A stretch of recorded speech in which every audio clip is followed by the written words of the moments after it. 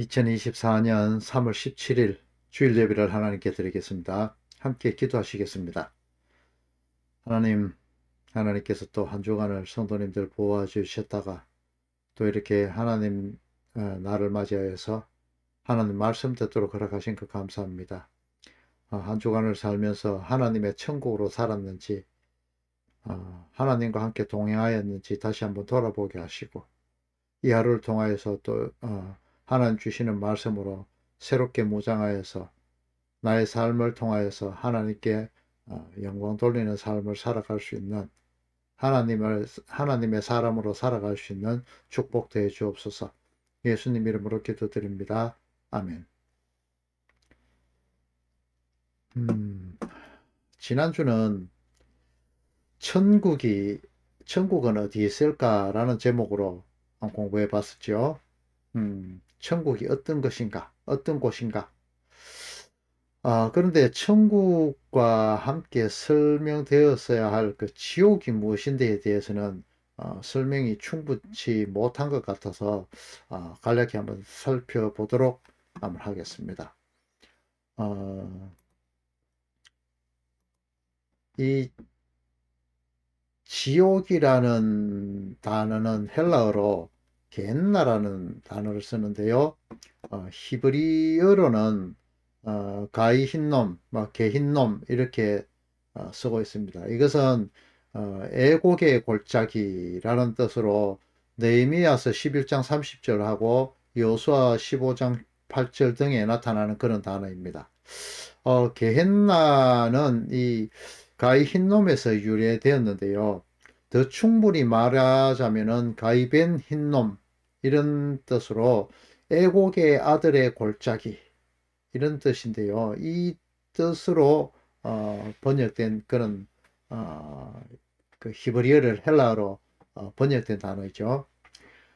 열왕기하 16장 3절이나 21절 6절을 보면요. 이 골짜기에서 인신제사로 그 아이가 제물로 신에게 바쳐진 것에 대해서 나옵니다. 이 골짜기는 황소의 형상을 한 그 우상 몰록의 불로 이글거리는 그 불에 던져진 어린아이들의 그 울음소리에서 이렇게 그 불러졌다고 합니다.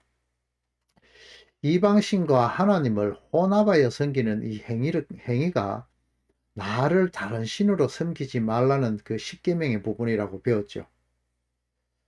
하지만 유대인들은 이러한 우상 숭배를 스스럼없이 행했습니다.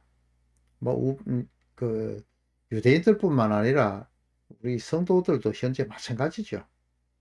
유대인들은 이런 가공스러운 그런 희생 제사가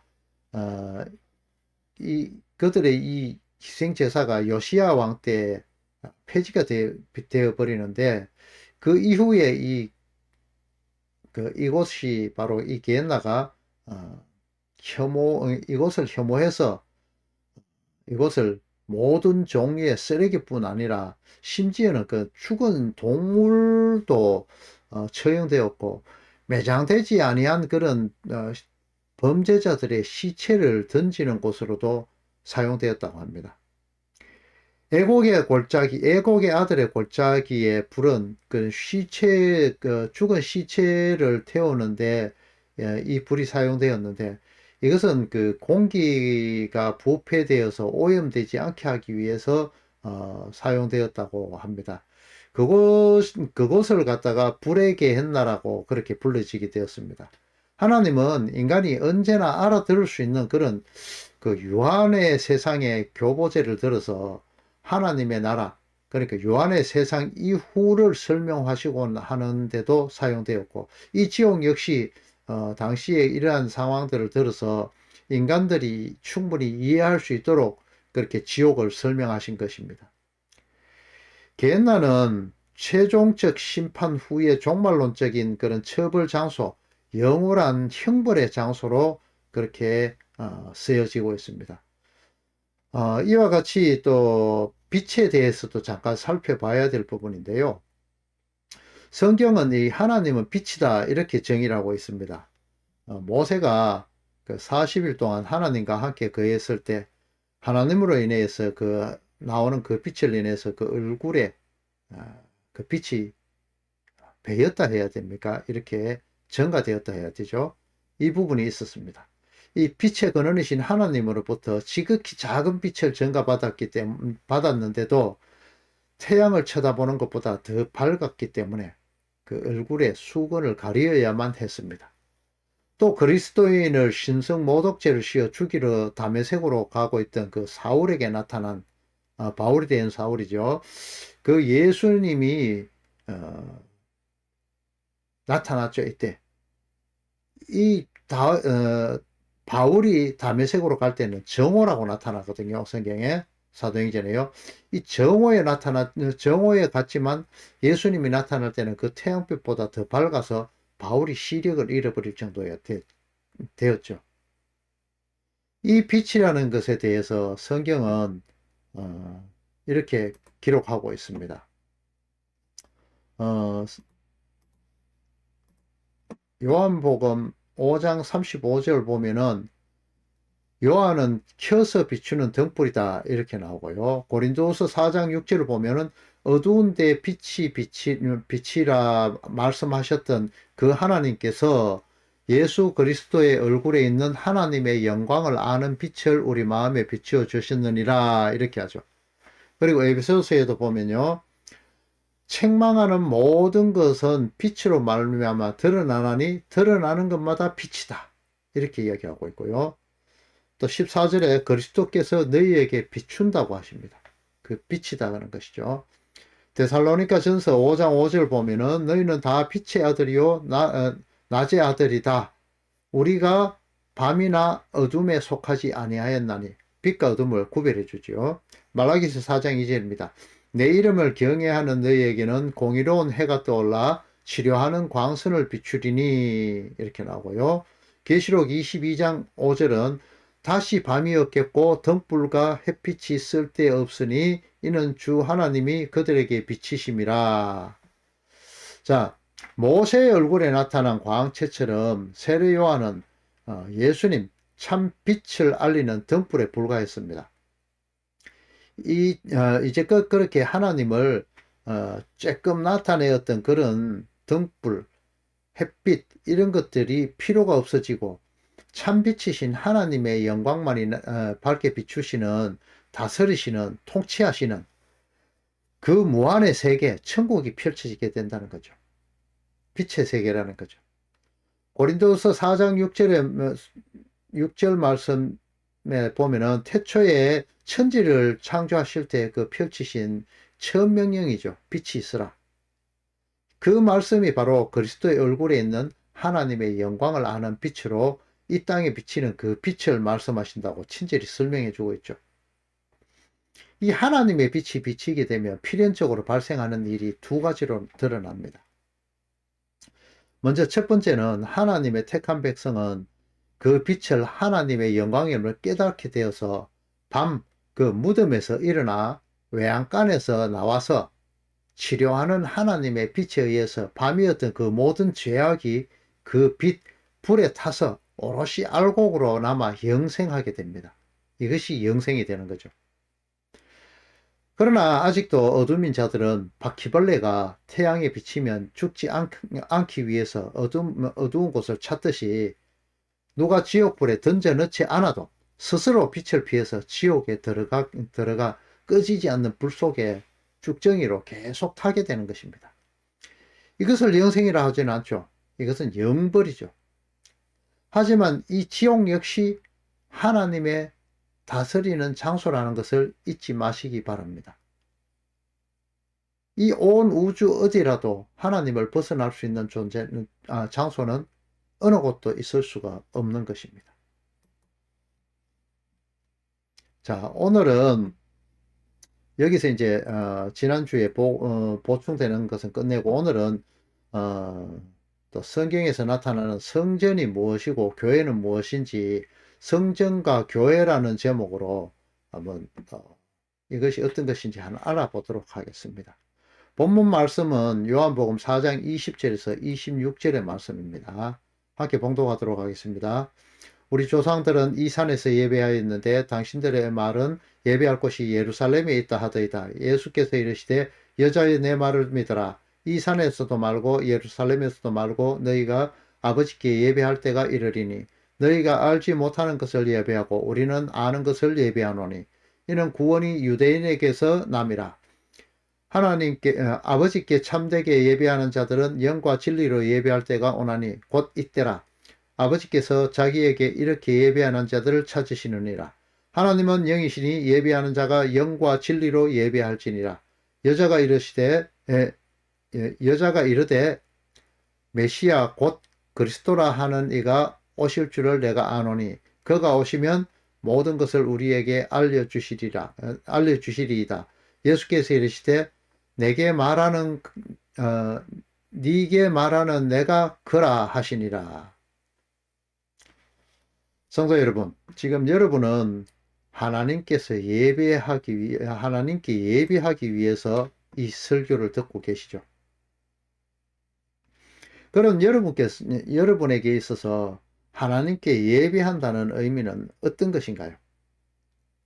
그냥 일주일 동안 나 자신을 위해서 열심히 살다가 주일날 하나님을 서운하지 않게 하기 위해서 혹시 그렇게 하지 않으면 혹시 해코지라도 당할까 싶어서 마지 못해서 형식상 시간 때우게 하는 그런 예배는 하지 않는가요?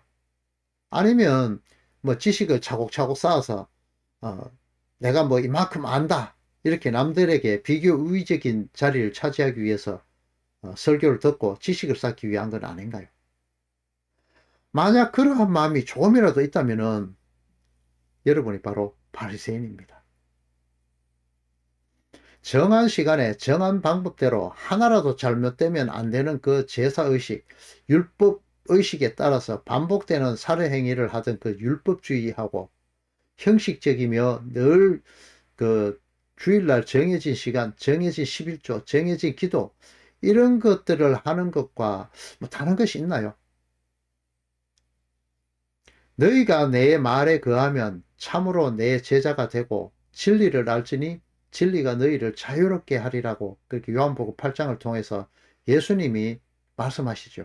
그리고 스스로 진리임을 밝히시고 진리이신 예수님을 통해서 율법으로부터 자유롭게 자유가 주어진다고 그렇게 말씀하고 있습니다.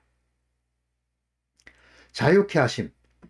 이것에 감사하는 것이 성도의 예배하는 행위이고 마음가짐이어야 하지 않을까요? 여기서 또 하나님께서 기뻐하시지 않은 저는 것과 병든 것, 훔친 것을 가지고 와서 말라기서에 나오지요. 이렇게 11조라고 봉헌물이라고 바치는 이 행위로 예배하지는 않으시나요? 이런 행위는 예배가 되지 않는다고 말하잖아요. 이러한 행위에 대해서 하나님은 말라기서 1장을 통해서 너희 중에 성전문을 닫을 자가 있었으면 좋겠다 이렇게 한탄을 하잖아요. 그러면 성도라는 존재는 하나님께 어떻게 예배를 해야 될까요? 먼저 예배라는 단어를 한번 보게 되면요. 헬라어 브로스키네오라는 단어를 씁니다. 이 단어의 뜻은 예배하다, 경의를 표하다, 경배하다라는 뜻을 지니는 단어인데요. 뭐뭐를 향해서라는 뜻의 프로스라는 그런 단어와 입맞추다라는 뜻의 키네오라는 단어의 합성어입니다. 이 프로스케네오는 예배에서의 꿇어 엎드리는 외적인 행위 이외에도 경외심과 겸손을 나타내는 내적인 태도를 의미하기도 합니다. 이 단어가 독립적으로 사용될 때는 공중 예배에 참여하다, 기도를 드리다 라는 의미를 나타냅니다. 요한계시록에는 특수한 종류의 기도, 주로 경배하는 것을 나타내기도 하고 다양한 경배 찬송의 표현에 나타나기도 합니다. 예배라는 것은 결국 창조주 하나님을 경배하며 나의 심령 깊은 곳에서 그분의 자리를 인지하고 인정하여야 하며 그를 통해서 나의 자리가 어디인지를 분명히 이렇게 인지하고 하나님을 하나님의 자리에 내가 무의 자리, 흙의 자리, 없음의 자리로 내려가 온전히 하나님을 찬양하는 행위, 그것이 바로 예배인 겁니다. 그럼 이 예배를 통한 성도가 가져야 할 태도에 대해서 성경 말씀을 찾아보면서 한번 살펴보도록 하겠습니다. 먼저 통회하는 심령이 필요합니다. 죄로 인해서 하나님과 단절되어진 이혼하게 된 존재임을 성도는 자각해야 됩니다.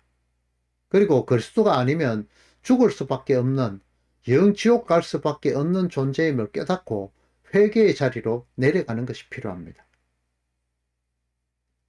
아담과 하와로부터 시작된 남의 눈에 덜보만 보게 되고 남을 향했던 그 원망에서 벗어나서 나의 자신을 돌아보고 내 심령 상태를 확인할 줄 아는, 돌아볼 줄 아는, 깨달을 수 있는 그런 존재가 되고 하나님의 도우심이 필요한 존재임을 깨닫게 되는, 그것을 고백하는 존재가 되어야 됩니다. 이것조차도 인간은 스스로 할 수 없는 존재죠. 아니, 이것을 스스로 만약에 하게 된다면 이것을 인간은 또 나의 치적으로 쌓고 자랑거리로 삼게, 분명히 그 자랑으로 삼게 됩니다. 자, 이제 이러한 낮아진 마음에서 우러나오는 내적인 요인으로 인해서 외적으로 하나님 앞에 엎드려지며 이웃을 사랑하며 섬기는 자리로 내려가야 됩니다. 이렇게 하나님의 열심으로 인해서 성도는 찔러 쪼개지고 다듬어져서 성령 하나님께서 거하시는 성전으로 만들어져 가게 되고 죄악으로부터 벗어나는 교회로 지어져 가게 되는 것입니다. 구약에서 이러한 교회의 기초로 구별된 곳이 허락되었죠. 제일 먼저 에덴 동산이고 그 다음은 움직이는 성막이 나타나죠. 그 다음에 고정된 다윗의 성전이 나타나고 헤롯 성전이 있었죠. 그 다음에 예수님이란 성전이 이 땅에 오시게 되어서 성전이라는 것을 종결짓게 됩니다. 그리고 마지막으로 영원한 천국이 있게 되죠. 이 성전에 해당되는 히브리어는 헤칼이라는 단어를 쓰는데요. 하나님의 궁정, 하나님의 집이란 뜻을 가집니다. 이것은 성막 상태에 있던 하나님의 전에도 사용되어지는 단어이거든요. 헬레니즘 시대에서는 나오스라는 단어로 하나님이 계시는 성소를 뜻하는 단어로 사용되어졌고, 예루살렘 성전을 이루는 모든 건물을 통틀어서 사용되는 단어는 히에로스라는 단어를 사용했습니다.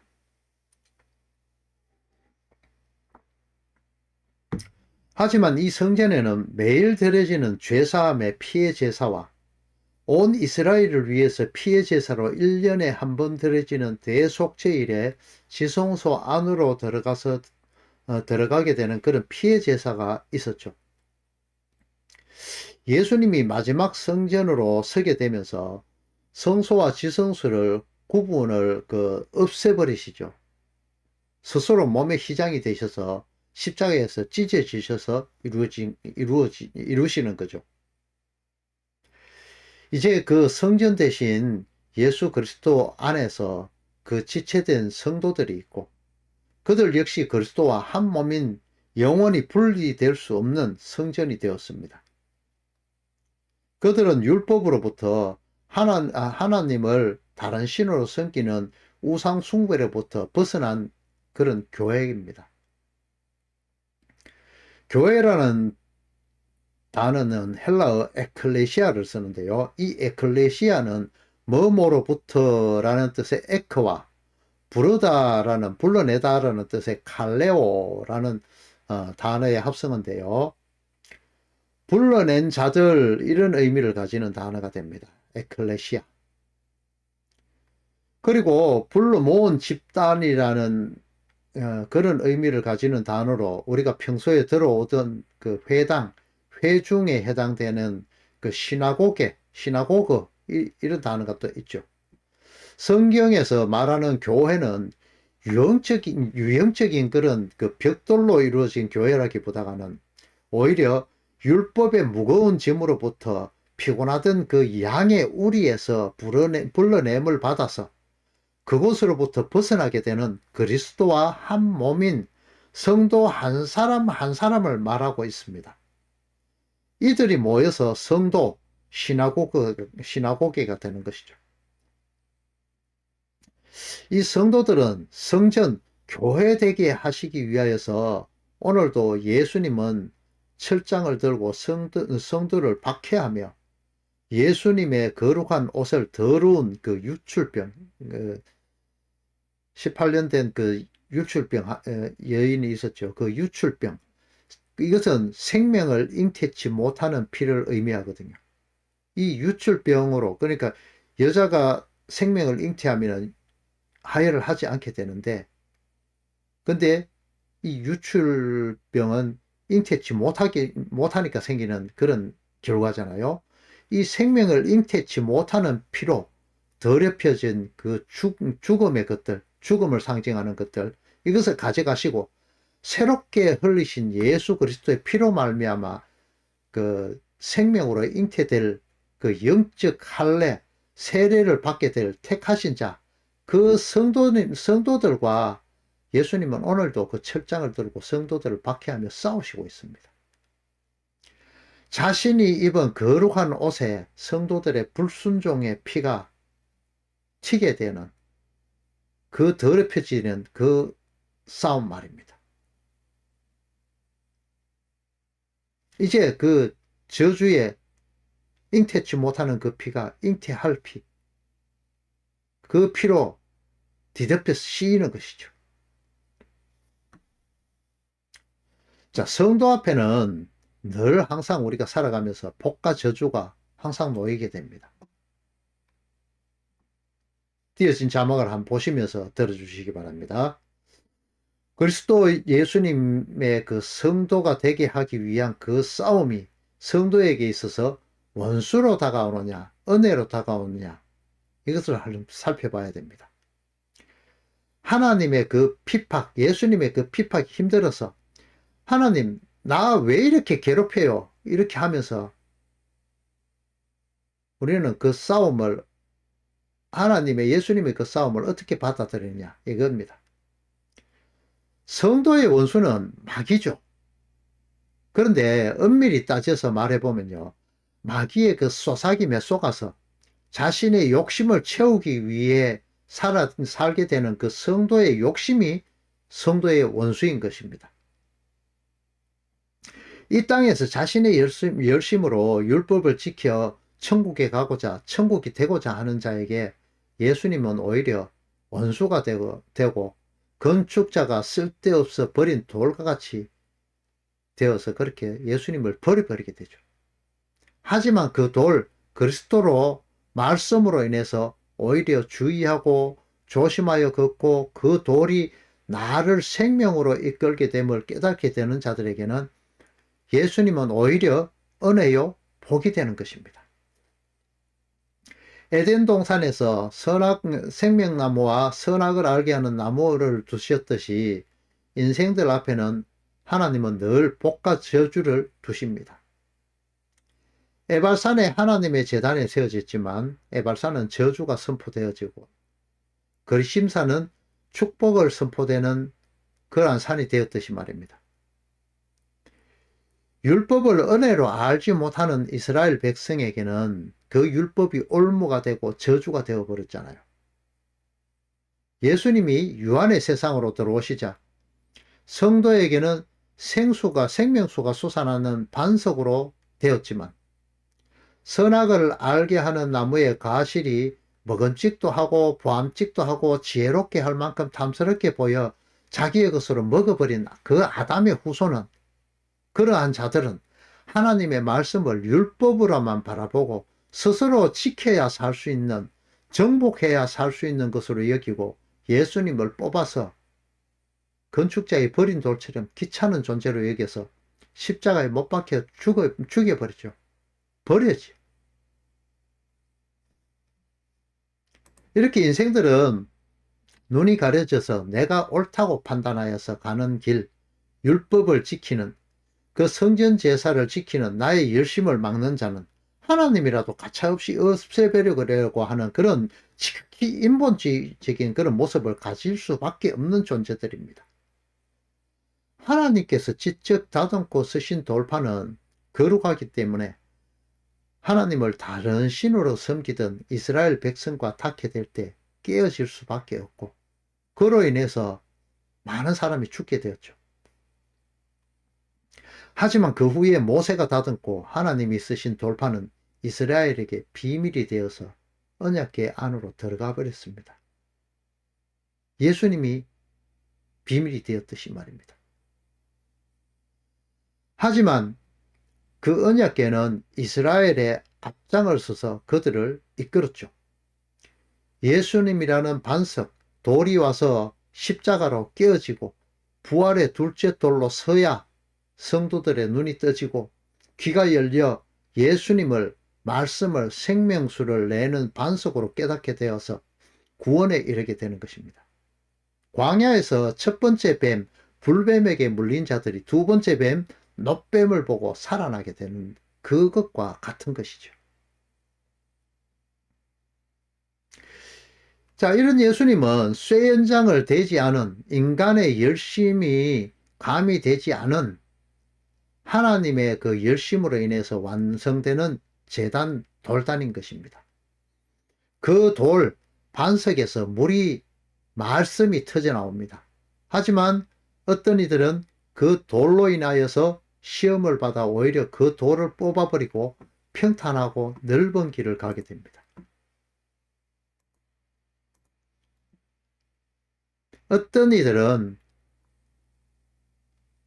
이 돌을 모퉁이 돌로 성전, 교회, 성도의 기초가 되시는 그리스도 예수님 것을 알아보고 그 위에 성전을 짓습니다. 아니, 그분에게 흡수되어 연합되어 성전이 되어버립니다.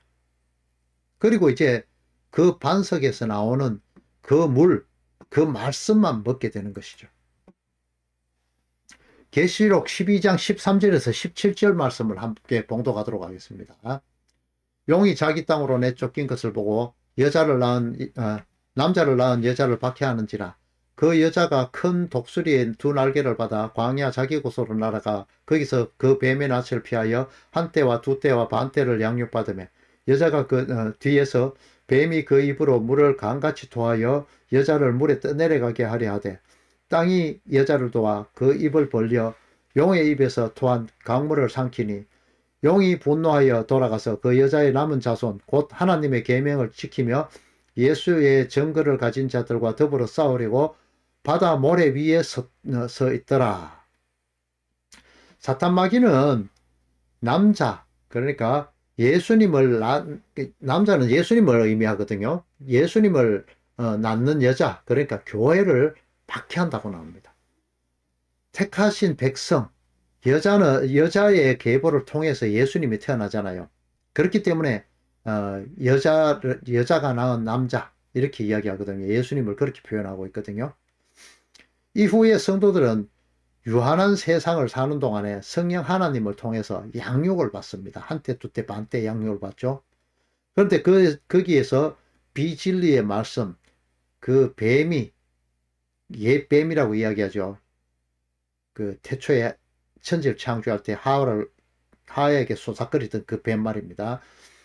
그 뱀, 사탄이 그 입에서 비진리의 말씀, 그 변개된 말씀, 가짜 말씀을 쏟아내 가지고 성도를 떠내려가게 하려고, 그냥 미혹하려고 하고 있다고 합니다.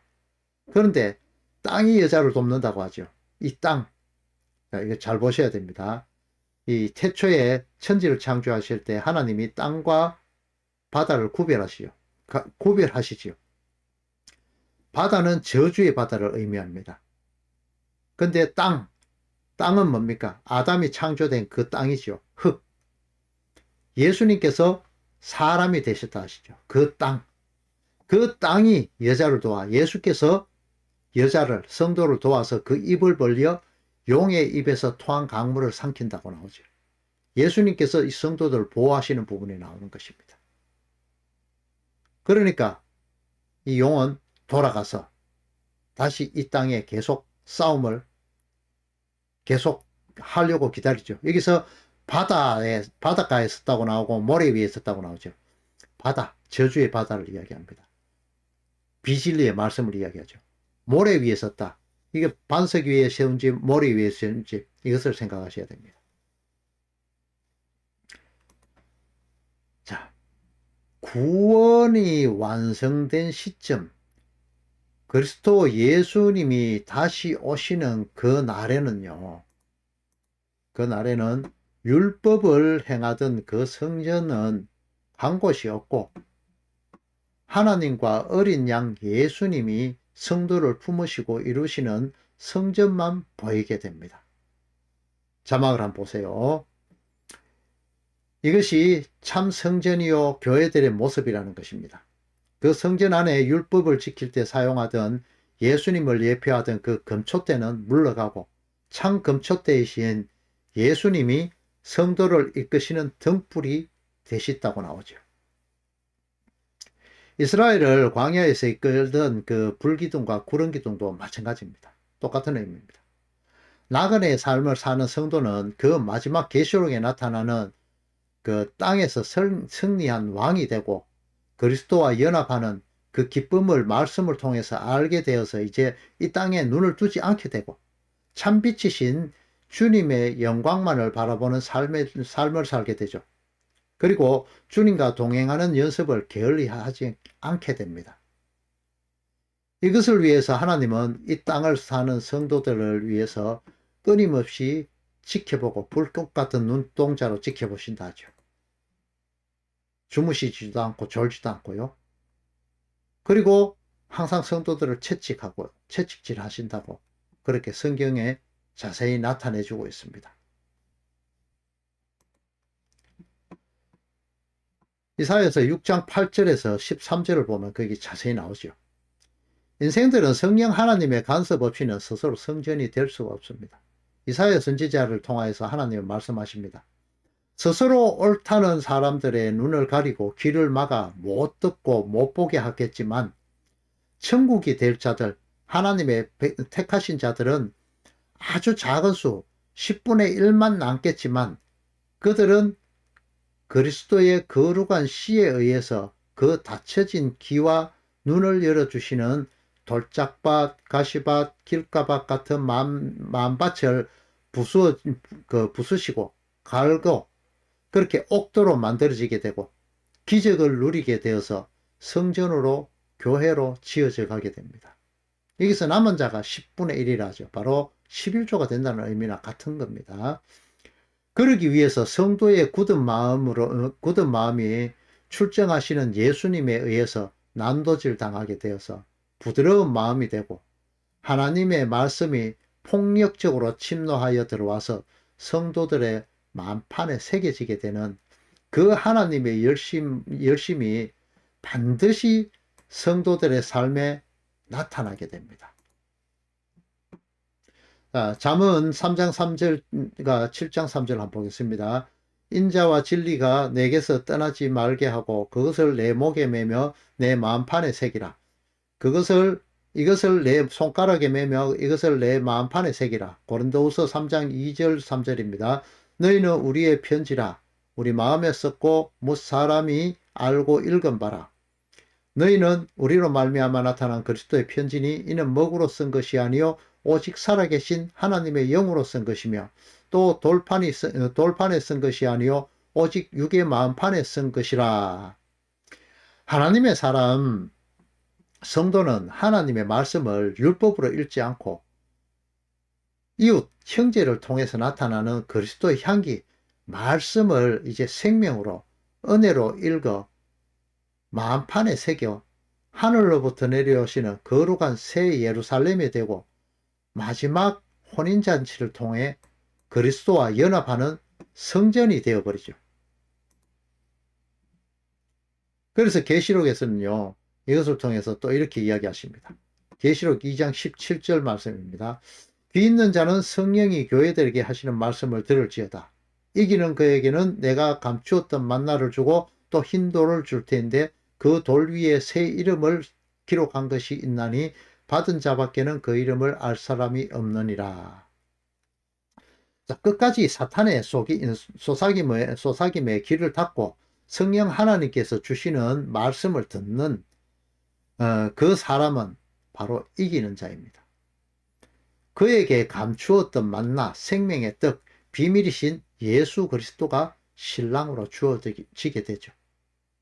그리고 흰 돌을 주신다고 나오죠. 바로 예수님을 이야기하는 거거든. 그 흰 돌을 주시고 그 위에 이름을 새겨 주신다고 합니다. 흰 돌은요, 구약시대 때 보면 대제사장이 그 흉패에 넣어가지고 그 판결의 흉패라고 이렇게 나오는데 거기서 우림과 둠밈을 그 속에다 넣어줍니다. 이 판결의 흉패 속에 넣어둔 우림과 둠밈은 그 제사장이 하나님의 뜻을 알고자 할 때 그것을 꺼내 보았는데 그 중에 하나는 가, 하나는 부로 표현되는데요.